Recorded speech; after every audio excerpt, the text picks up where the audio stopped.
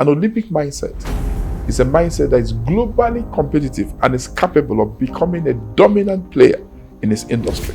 If I gave you $1 million, that doesn't make you a millionaire. Being a millionaire is a mindset. If I gave you $1 million, you're just a human being with $1 million. The proof you're not a millionaire is that that money will not last in your hand.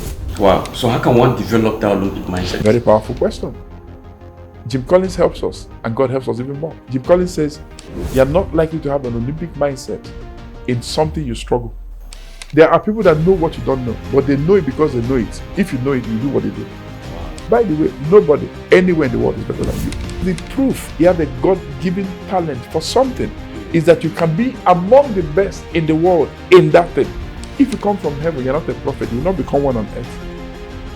Don't try to be what you're not, be what you are. Because you are not likely to become an Olympic player if you are doing something you are struggling with. Nobody has a mindset that doesn't need to change. What does it mean, therefore, to develop an Olympic mindset? It means to have a mindset that is capable of being the best in your field of human endeavor.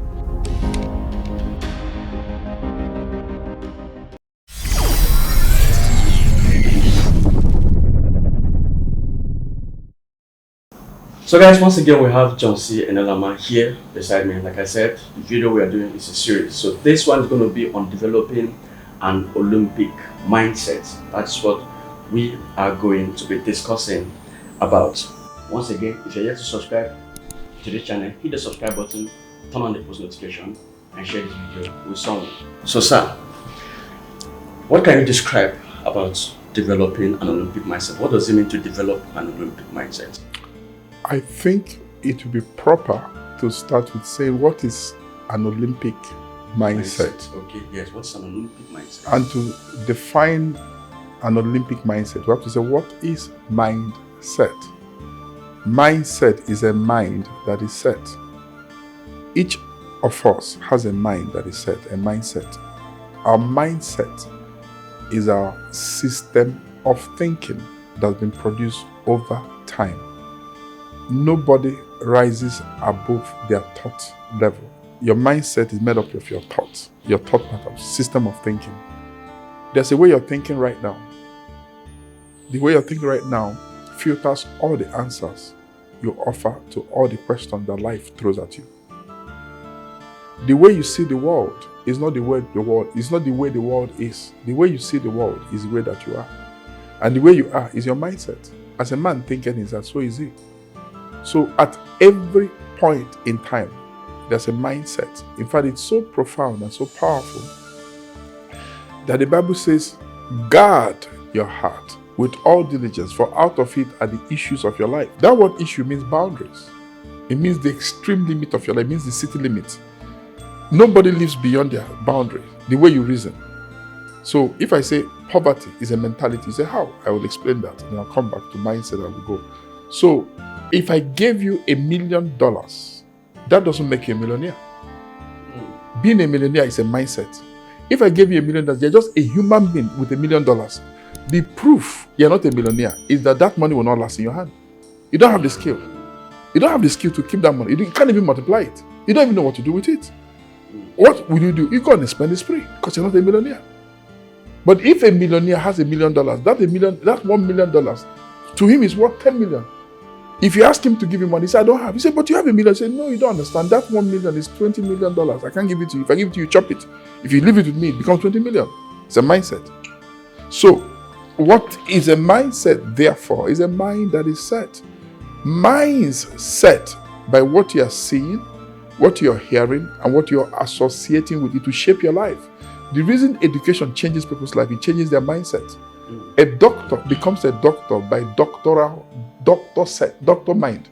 If you sit in a medical class for 6 years, you have the mind of a doctor, you become a doctor. If you sit in an engineering class for 5 years in a college, in a university, anywhere in the world, whether you met first class or third class is not important.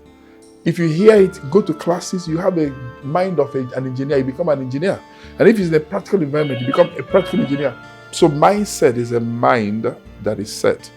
Your mind sets by what you hear, what you see, and what you associate with. Your life cannot change unless and until your mind changes. In fact, God says, let me change you into a new person by changing the way you think. The way God changes us is by changing the way we think. And the way God changes the way we think is by changing what we are hearing, what we are seeing, what we are associating with. So that's a mindset. So what's an Olympic mindset? So look at the origin of the Olympics. Olympics was built on the Isthmus Games of Paul's day.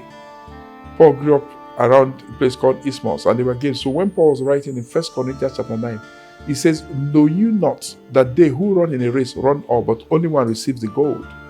He said, run so that you might win the gold medal. By the way, in that time and that era, the prize you won for winning the race is a wreath made with palm fronds from the palm tree.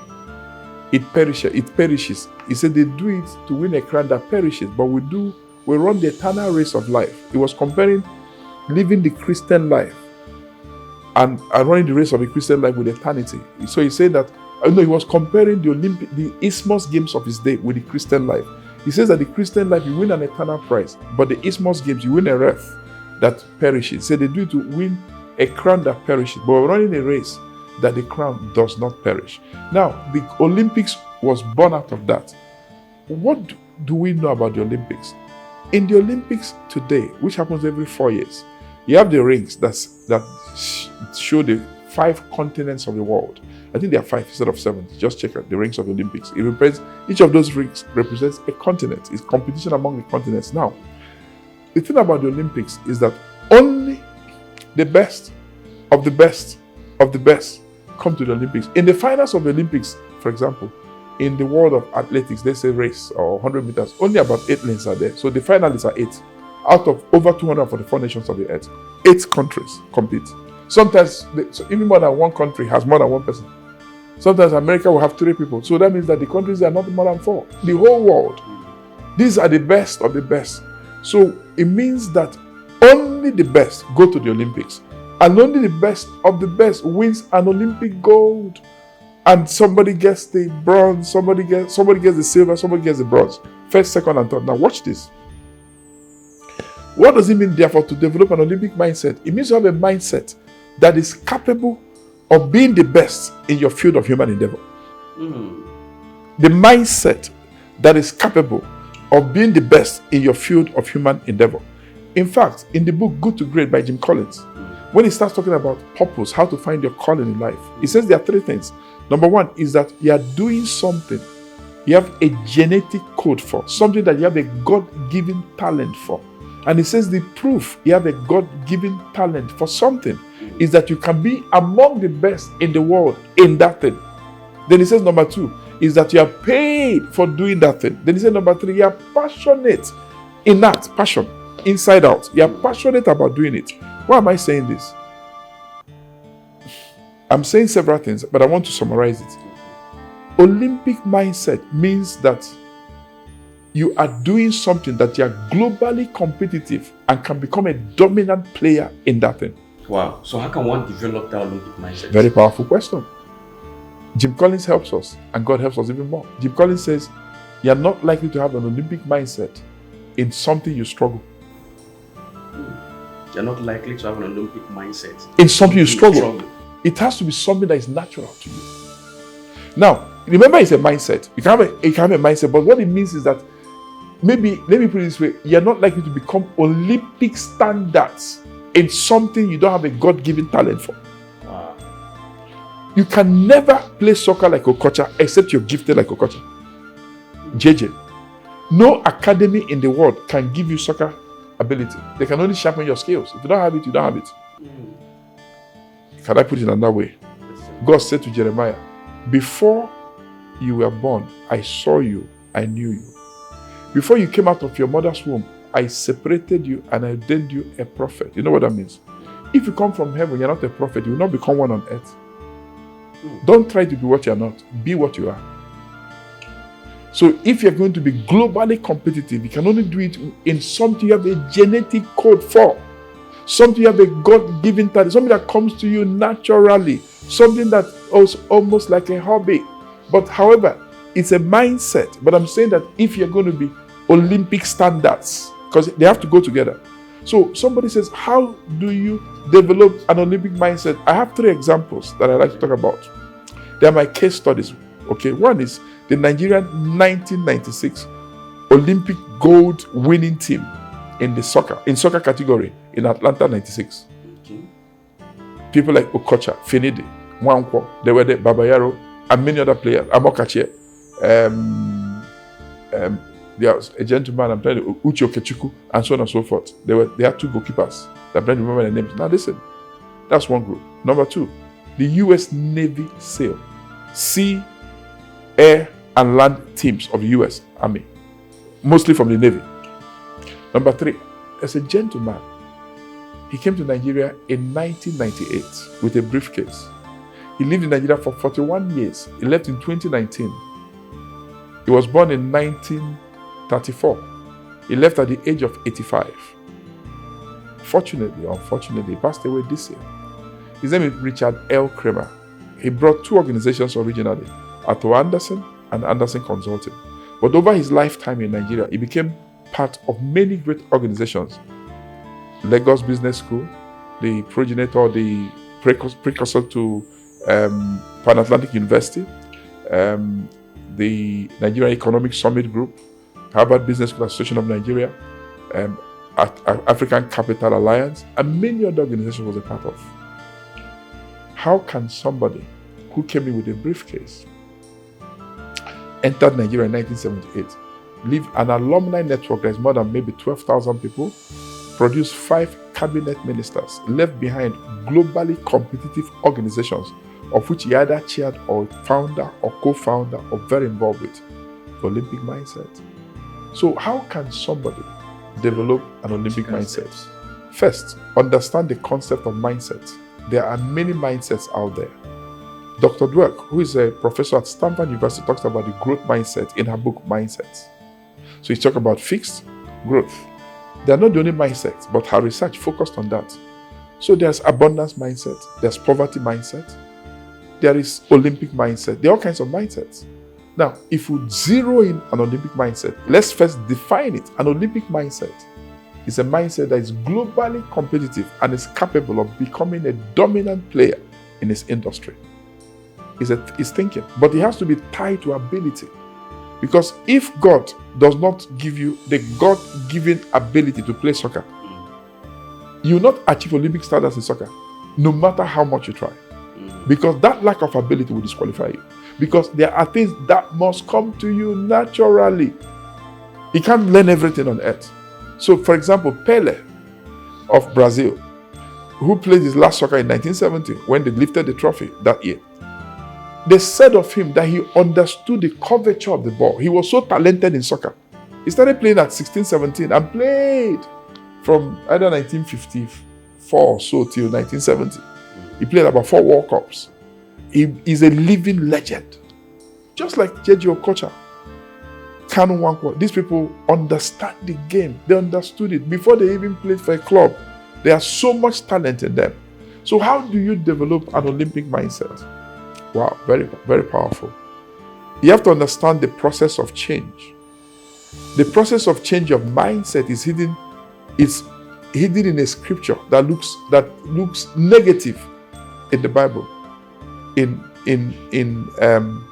Matthew chapter 13, verse 15, it says that these people's hearts are wax gross, that they don't want to change because they don't want to hear me, they don't want to see me, they don't want to be converted in their heart. They don't want to understand with their heart and be converted that I might change them. It looks negative. That tells us the process of change. How do you change the way you think? Because you have to change your thinking before you develop an Olympic mindset. The way you change your thinking is by changing, listen now, very powerful. What are you hearing every day? What do you read? What are you associating with? Do you hear long enough and listen long enough until you understand with your heart? And then there is conversion of you, and then the results. So most people want results in life, but they don't understand the process of results. Results don't just happen. Results happen because there's a shift. So God says, let me transform you into a new person, Romans chapter 12 verse 2, by changing the way you think. That's New Living Translation of Romans chapter 12 verse 2. Say, don't copy the behavior of this world. Don't do it. Say, let me transform you into a new person by changing the way you think. So you cannot change until there's a change. To change the way you think, you have to change. To change, you have to change what you're listening, what you're hearing, what you're associating with, because that's all you're meditating upon. That's why Job said, I have made a covenant with my eyes. Why should I think? It's what you see, you think. It's what you hear, you think. It's what you're associating with, you think. So to change what you're thinking and how you're thinking, change what you're seeing. So you have to read and read and read and read. You have to listen and listen and listen. If you're auditory, you read, you listen. You have to read and read and read and read. If you're visual, you have to read. You have to find your strength. If you're locked up in traffic, don't just stay there. Turn your car into a school. Plug in the tape. Listen to the tape. Don't go to a meeting. Don't ever travel without books. Whether it's your device or physical book, don't go anywhere in life without what to read. Once you're waiting for somebody, pull out your book. Don't live an idle life. By the way, your time is your life, because God created time to create life. When you're wasting time, you're wasting life. When you're killing time, you're committing suicide. If you don't invest your time, you cannot reach your full potential. So you have to be a reader. Jesus asked the Pharisees who were troubling him. They came to him, they said, can a man divorce his wife for every cause? He said, have you never read? You're asking foolish questions because you don't read. You don't go to seminar. If you go to seminar, you expand your knowledge. Listen, the reason why you should expand your knowledge, the reason why people go to business school, is not whether you graduate on top of the class. To change your mindset, and you'll never be the same again. If you go to school, if you go to a college, and the college goes through you, whether you make a third class or first class is relevant in life. It's only amongst people, oh, first class. Listen, what matters is that school goes through you. If it goes through you, you will produce results in this life, not according to your certification. So to develop an Olympic mindset is first change your mindset by going through the process, and then you have to go the extra mile to make sure that in this life you're not doing something you're managing. Because you are not likely to become an Olympic player if you are doing something you are struggling with. You cannot, if you don't know how to run, you can't compete with Usain Bolt. Usain Bolt was a natural sprinter, but then he worked hard. He couldn't be the champion just because he's working hard. He has to work hard on an area where he has a talent. He found that he had legs that could run, and then he applied pressure on himself. He used to drag weight to train himself for capacity, drag weight to train himself for, what do you call it now? Another word, endurance, persistence, and so on and so forth. So to develop an Olympic mindset is an intentional, deliberate effort. But first find your area of calling in life. Then change your thinking by changing what you're reading, what you're seeing, what you're associating with. And then now make up your mind that I am going to be the best in what I do. I'm going to go to, it's a choice, it's a decision. I'm going to go to the Olympics of my calling in life and be then willing to pay the price, because no shortcuts in life. Every shortcut will cut you short. Now, do you think leaders are made or they are born? Like, if I'm doing a particular skill or a particular thing, do you think those particular sets of people, they are made? That means they grow themselves into it, or they are born for it? Like you mentioned, Usain Bolt. Sure. Do you think someone can actually train like him, or someone has to be born like him? It's both. If you train like Usain Bolt and you don't have Usain Bolt's talent, you never become Usain Bolt. There is a basic talent he was born with, God-given talent. He ran. Everybody runs. Nobody, before he trained, he ran and found he runs fast. The training made him faster, but it's not the training that made his legs fast. He had a gene in him given by God that cannot be manufactured by man. Leaders are both born and made. There are natural talents. Some people have natural talent. They generally, haven't you seen children having meeting and somebody's leading at the age of 7? Where did he get the leadership skill? He organizes people. It's given by God. But that person will need to go through training to lead at the highest level on earth and in life. I come from a diverse family. If there is a measure for leadership, people have different leadership abilities. My immediate elder brother was born with leadership talent given to him by God. He's naturally a leader. He's a good follower, but he's naturally a leader. Everybody's not like that. I've met people with natural leadership ability, but leadership is also a skill that can be acquired on earth. But I can tell you, the greatest leaders on earth will be both born and made. Now, how do you describe someone with a healthy mindset? Because a typical someone will say, I have the right mindset, I'm doing the right thing, I know I have the right mindset. How do you describe, if you see someone with a healthy mindset or a bad mindset, what practical things that you use, or step, or what would I call it, that you can use to describe someone with a very healthy mindset? What I say about mindset is not fixed. Everybody has to grow throughout their life. Nobody has a mindset that doesn't need to change. So you say you have a healthy mindset, what does that mean? You don't know today what you know tomorrow. So your mindset will change by knowledge. So you have a good mindset, keep changing. Okay. I would rather talk about growth mindset. A growth mindset is a mindset that is committed to growing throughout its life. A fixed mindset is a mindset that thinks whatever was given out in life is the end of life. Therefore, they are trying to manage themselves. They work too hard. They are hiding their weaknesses. They are ashamed of failure. When they fail, they don't talk about it. It's fixed mindset. A growth mindset said, I tried to drive, I couldn't drive, but I'm learning to drive. A growth mindset doesn't define so much of results, it's effort. I'm working hard. They don't say, I can't drive. They say, I'm not yet driving. So you have to put on a mindset that is humble, simple, willing to change, malleable, easy to be treated or easy to learn. That's what you need. That's what is a healthy mindset. Okay. It is said that Africans are usually backward in mindset. Can you confirm that to be true? There's nothing like that. Nothing like backward in mindset. There could be environment that is backward. Mindset. Can I say something to you? My immediate elder brother went to Harvard Business School and graduated with high distinction, top 5% of the class. Where is the backwardness? I have friends who went to HBS, several of them. How did they get there with backward mindset? No, there's nothing like that. Yeah, because that's one of the reasons why they said Africans are not developed, or they call them third world. Why they call the West first world? No. So why are they called third world and the West like first world? Because they're not developed. But they're not developed because of lack of mindset. Africans are some of the brightest people on earth. I've lived in Boston. In Boston, they have Harvard University and Ivy League University. Listen, there are so many Africans in their business school and their Kennedy School of Government that is scary.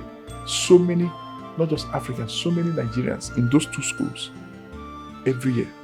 Even in their School of Public Health, so many Nigerians, they don't get there by accident. When I was in about 25 years ago, I started going to South Africa. My childhood friend, Dr. Ejie Kanyamu, he lived there. I met him there when I came on my first visit. And because he's my childhood friend, I spent a lot of time with him in the Mpumalanga area of South Africa. They had medical exams people take to qualify to practice medicine. Nigerians were smashing those exams so much that at some point they banned them from taking the exams. Wow. In fact, when he took me to the headquarters, I don't know what to call it, some of the vigilators for the exam, some of the professors were Nigerians. There's not like a backward mindset. So is development about mindset or about the environment? It's both. It's both. You need an environment to practice your mindset. And you need mindset to develop your environment. So why is Africa not growing? Africa is growing. Africa has not yet reached where it should reach because there are a lot of things that take Africa backwards. In Africa, somebody can become a leader that is not among the best and the brightest. In America, you can't become president by accident. You could become president, yes, but the system will eject you out eventually. In Africa, you can even perpetuate your stay and be there for 40 years, 20 years, 7 years, 8 years, and whatever. The point I'm making is that when you say West, how old is West? The West is older than Africa, not in terms of age of the earth, in terms of development. Dubai developed what it is today in less than how many years? Because they made the commitment. There are many organizations in Nigeria that are world class. World class. They are globally competitive. That's the proof. The problem is not Nigeria or Nigerians, it's the environment and leadership. There are many organizations that are globally competitive. Nigerians are globally competitive. They have Nigerian medical consultants, medical consultants, doctors all over the world. I mean, medicine is not a world where you're winning prizes. It's just a world of research and work. I'm just saying that Nigerians don't have a mental problem. No, it's not a mindset problem. It's not a mindset problem. At all. It is the environment. There are environmental factors. Corruption is an English word, but they're taking it to new levels, and the price of corruption is much heavier than people understand. Wow. Now, there are so many unhealthy things people hold on to. Like people hold on to unhelpful beliefs and thoughts. Sure. Some people hold on to things that are not particularly helpful to themselves. Sure. Some people hold on to bad relationships. Some people hold on to things that doesn't progress them in life. Sure. And what are the practical things you can say that can help someone to break away from these unhealthy things that is keeping people down when it comes to mindset? When I teach, when I interact with people, I say to myself, I say to my children, biological, spiritual, and I say to people in seminars around the world, I say to them, commit to lifelong learning. Never stop learning. You don't know all you need to know as of today, and you're not yet the best version of yourself. The man that God created, the woman that God created to fulfill the destiny He gave you, you're not yet that version of yourself. When my child, our youngest child, our daughter was in primary school, Avis Elementary Primary School in Dedham, in Massachusetts. One day I went for one of those their open days, and the minder said, when you're young, you learn to read. When you're old, you read to learn. People stop at the point of learning to read. They just finish university because they force them to read to pass. They come out, they stop reading. No, it's now time to read to learn. If you're going to change your world, you have to start reading to learn. You have to start reading to learn, not learning to read, which is where you start life. So you have to make the choice to be a lifelong learner. Commit to personal development. Develop yourself to become the best version of yourself so that you can become the person that can fulfill the purpose that you're created for, because there's a potential you have. Unless that potential is developed and applied by applying pressure on yourself, by working, you may never see the best of you and the results you so desperately desire. Is there a thinking difference between an average man in the West and an average man in Africa? What differentiates their thoughts? I don't think there's a thinking difference. I live in the West. I work there. You go to a shop to buy something, maybe it's towel. When you leave that segment and go to where they're selling shoes, the man selling towel will not help you. If you ask me a question about shoes, he said he doesn't know. They are so insular in their thinking. They think in silos in the West. But they are deeper in the sense of research, specialization, and so on and so forth. If there's any difference, the difference is that the West, you go to school, they teach you, you apply. In Africa, they teach you, they don't apply. They are very interested in certificates. I have a master's in engineering management. What do? You're a mechanical engineer. The person fixing your car is a roadside mechanic. You have a PhD in mechanical engineering or a master's degree. Somebody fixing your car didn't go to school. Why is that? Why is that? Why that gap? What's going on? So I think the difference is that we live in an environment where we need to apply more pragmatic, more practical. We need to study our environment more, take advantage of our environment. You can't have water all around you and lack power. In the West, they will resolve it. We can't live in a place that is waterlogged beside the ocean and there's no water running in people's homes. Why is that? So let me give you an example of nation building thought. In the US, where we live, we don't lock our doors. We go out, the doors are open. We come back, the doors are open. In Nigeria, the proof you are wealthy is the height of your fence. But the reason you need the fence is because of lack of security. Because you are richer than your neighbors. In America, nobody really cares how rich you are. The bigger the car you drive, the more monthly bills you pay for the car. So people know that they don't care. You drive your car, drive a Range Rover, you pay the bill. It's your business. But it's not a status symbol. The purpose of a car is to carry from point A to B. In Nigeria, it's not the purpose. The purpose is to oppress your neighbor. Yes, you buy cars you can't afford. Listen, can I say this to you? Thinking. You're talking about thinking patterns. When I go to South Africa, I see cars I've never seen in Nigeria. They're so small. But they have small cars because they are small parking spaces. In Nigeria, there are people that have four-wheel drive. They don't have house. The car they drive, there's no space to park it where they live. But they will still buy that car because their mindset is not functionality. They are thinking how to appear to be rich, even though they're not rich. To appear to oppress their neighbor, even though it's not necessary. So you see somebody that has financial issues, that you say he buys a car, that there's no space to park the car. The car is bigger than his house. He's inside the car from time to time, but the house where he lives is not comfortable. It doesn't have amenities there. But once he's inside the car, he appears to be wealthy. He wears clothes that make him look rich. But the reason you know he's not rich, his books don't balance. Still owing bills, school fees, and so on and so forth. So the mindset of Africa is not functional. It's oppressive. It's not realistic. It's not practical. My children went to a school many years ago. I struggled to pay fees. It was not a lot of money. It's school. Average of 1 million per term for the children. I struggled. But I made sure I paid all my fees. When they left the school and traveled away abroad, I went back to the school and said, what's the bill? What's the balance? They told me I negotiated, I paid everything. They said I'm the first parent to pay off his bills. But that's one the story I'm telling you. Let me tell you. They used to say to us, there are many parents here who are owing school fees, but they've gone on summer holiday. And they come back and their children are oppressing their classmates, but they are owing school fees. It's a mindset. Now, most people, like you just give an example now, most people like everything of the West. They go out there, they travel, they take their children there for holidays and all of that and everything, or they send their children to school. But barely you see any people from the Western world send their children to Africa, especially Nigeria.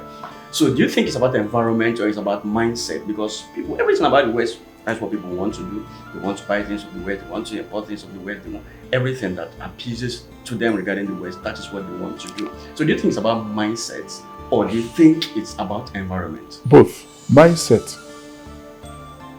An average American who travels abroad is going home, doesn't buy anything. Everything he needs is in America.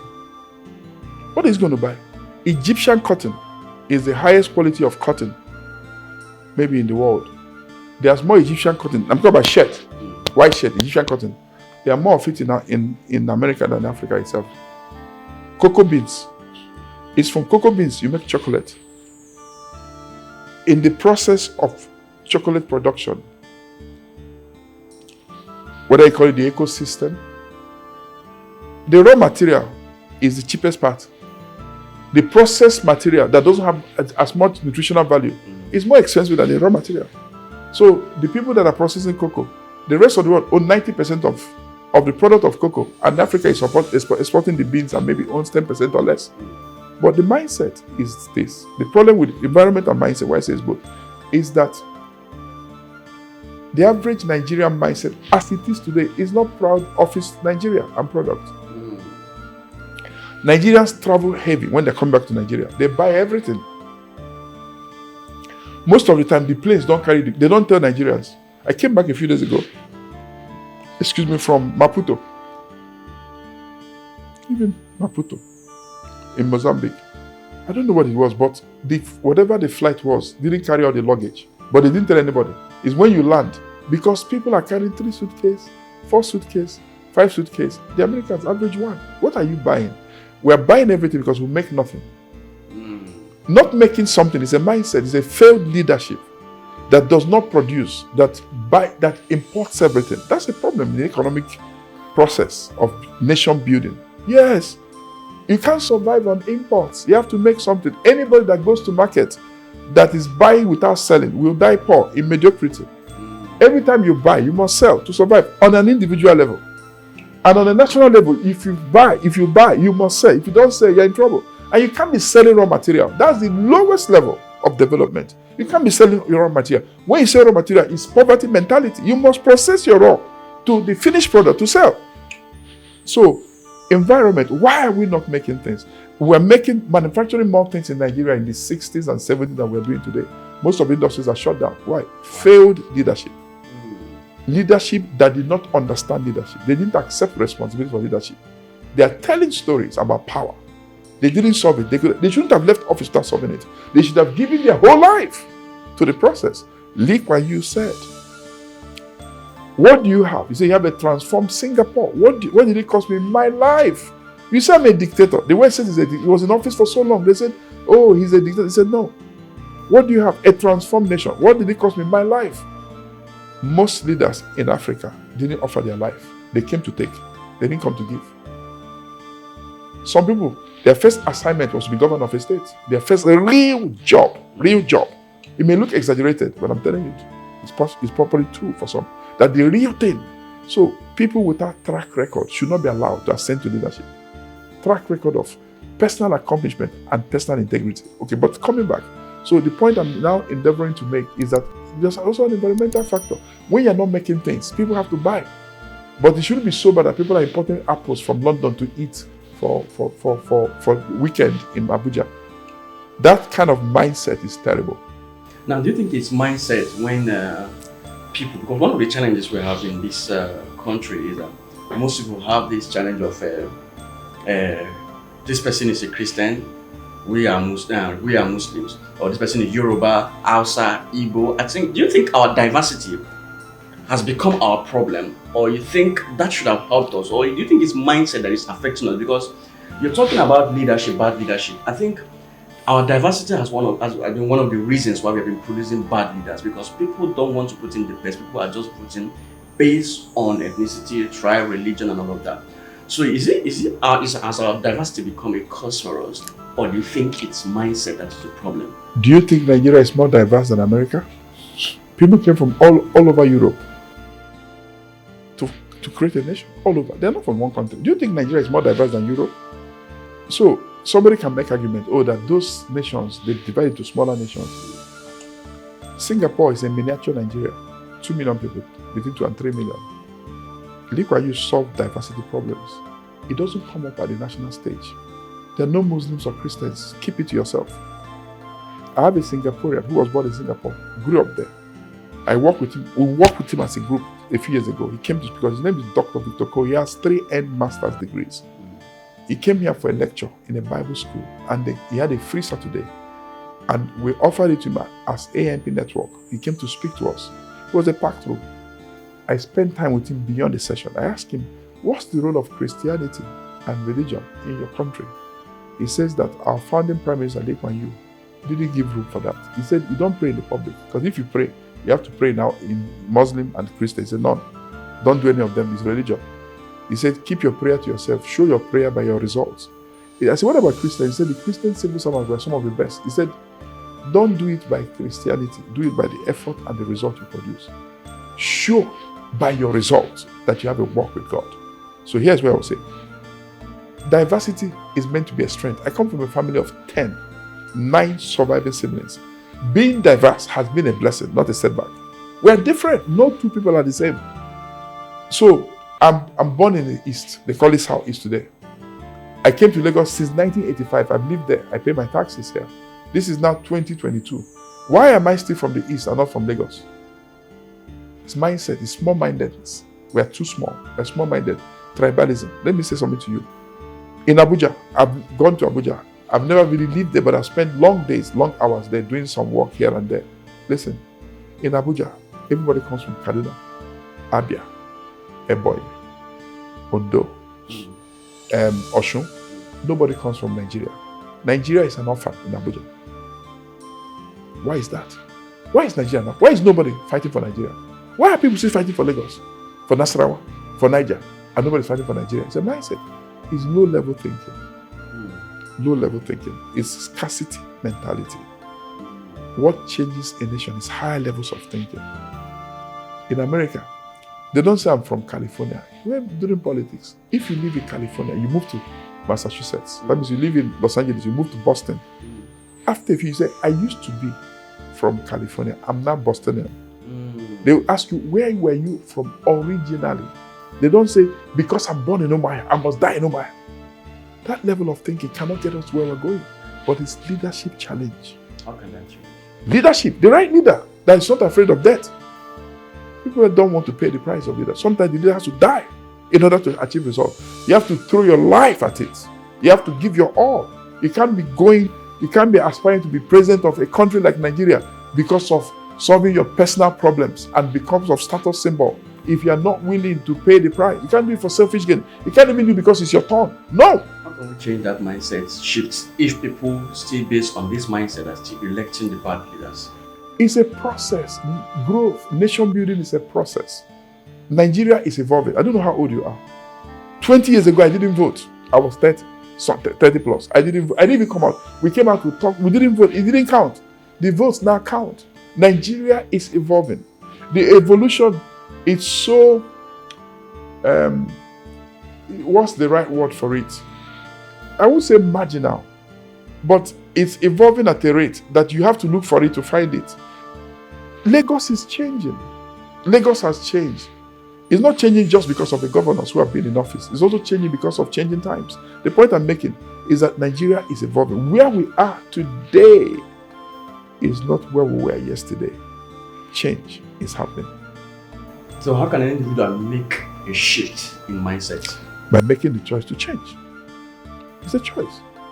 You make the choice to change before you see the result. You change your thinking. You don't see result and change your thinking. You change your thinking and see result. If you change the way you think, listen, I don't have any problem. That doesn't mean I have all the money I need in the world, all the things I need, but I don't have any problem. Why? The way I think, I've not had a boring day more than 2 years. A day that was boring. No, it's a mindset. Every day I wake up, look, even to start my day, after I've meditated, I just send messages out, 10 people. My phone is buzzing. Big things are happening. How can I be bored? There's so much to do. Even when I woke up this morning, I went outside, I saw cars moving. I knew that this country is moving forward. There's life. For people, when they see they're seeing problem. No. When I see human beings, I see solution. Those people, they must eat, they must brush their teeth, they must wear shirt. The multinational companies, what do they do for a living? Toothpaste, Milo, sugar, towel, toothbrush. Why? 200 million Nigerians must brush their teeth. They must eat, they must eat, they must do this. That's how they reason. They go and make those things people need. How can you live in Nigeria and say there's problem? You don't have money. What do you do for a living? Fry akara. There are enough people that want to eat akara that don't need to fry it. How much talent do you need to fry akara? Do something with your life. Go and work without pay. Don't be dying in your room. Don't wake up and hang out. Aduman is devil's workshop. Get up and go. Go work without pay. Somebody says it's easier said than done. Start from somewhere. That's what I'm saying. Do you think Africa are still under the influence of colonialism or they are free from it already? They're not free from it. Nigerians, I know many Nigerians, not many, I know some Nigerians who have come to Nigeria with Oyibo people who were their assistants. When they go to a meeting, the Nigerians will be looking to their assistants, not knowing that they're assisting the Nigerian, and be talking to them and ignore the Nigerian. Because we have a problem. The problem is that we adore the white man. Even when they are Chinese here that didn't go to school, they come to work in Nigeria. They don't have education. They are work construction. People respect them more than PhDs. It's a mindset too. Mindset. Yes. The mindset is an inferiority mindset that thinks the other person is better because his skin is white. If you don't change that, break it. Okay. it's personal first. Look, the leader can break it at the national level. I'm saying first by yourself. I've lived in the West. I've gone to school with them. They're not better than me. By the way, nobody anywhere in the world is better than you. Change that mindset of inferiority complex. Don't be exalting people. Talk about what they are doing. More than I talk about, look, I've changed so much by changing my mindset, and the result I show you. Start with yourself. Then start with your children, with your family. Then start with your community. Change. Yes. What is the biggest mindset shift, one or two, that you can tell someone to do to change from it? 2 or 3. Yes, 2 or 3. Number 1, nobody's better than you. Nobody's better than you. There are people that know what you don't know, but they know it because they know it. If you know it, you do what they do. Wow. Number 2, anything anybody has done anywhere in the world, you can do it if you know what they do. I can give you even more. Number 3, anything significant somebody has done, not only can you do it, but you have to be willing to pay the price, because they did it by paying the price. Don't think that they did it because it's easy. They did it because they were willing to pay a price. If you're willing to pay the price, you can do it. Number 4, commit to lifelong learning. Commit to lifelong learning. Number 5, I will put it like this. There's no shortcut. Pay the full price and get the full result. Pay the full price and get the full results. The next one, number 6, you can be anything you want to be if you're willing to pay the price. You have to study. You can build anything, especially if God is with you, and God is with you. Wow. So in order to finalize it, what can you define as the freedom of the mind? When someone has a free mind, or is free from the mind or from any form of bad thinking, what can you define? How can someone develop a free mind? I don't know whether you can develop a free mind, but what I can say, let me tell you why I say that. The bird will always fly over your head. To develop a free mind is almost like saying, what can I do so that bird will not fly over my head? Is whether you allow him to build a nest on your head is the problem. He can fly all he likes, but he can't come here and perch and build a nest over your head. So, choices. Anybody can be tempted, but don't accept the temptation. There's a level of freedom you will experience when you find your purpose in life, that there's no other way to find that freedom. When you know why you were born and embrace it, and realize that this is what you can be the best in the world at, and you say, I'm going to run towards it, there's a level of freedom you will never know except you do it that stage. And it's not difficult because you are purpose yourself. Listen, you came into this world to fulfill a purpose. Now you say, I don't know my purpose. What do you have? Moses had a rod. He was a shepherd. What do you have? I can talk. I'm a preacher. I love to travel. I'm a missionary. Okay, we'll jump into that. So, but is there any final word you have to say regarding mindset? Yes. Anybody can change the way they think by changing what they are reading, what they are seeing, what they are associating with. What you think is what you see. What you think is what you have read. What you think is your environment. If you change those, how do you change it? If you listen to something long enough to change your life forever. If you see something long enough to change your life forever. If you associate with the right people long enough, if you associate with the wise, you become wise yourself. Never lose an opportunity to go to a place or see something or read something that can expand you and change your life.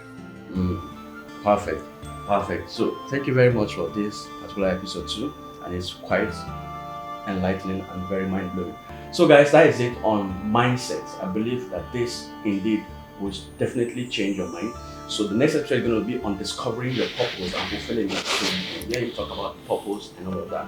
So we're going to talk about it. In case you're doing something you do not know whether it's your purpose or what you're called to do or why you are doing it, in the next one, we are going to discuss it practically on how you can discover your purpose and actually fulfill it. So depending on the time you're watching this video, that one will have linked it here. So you're going to watch it or check in the description. So that's it on mindset. Once again, if you're yet to subscribe to this channel, hit the subscribe button, turn on the post notification, and share the video with someone. My name is Benzik, and I'll see you next time. Cheers.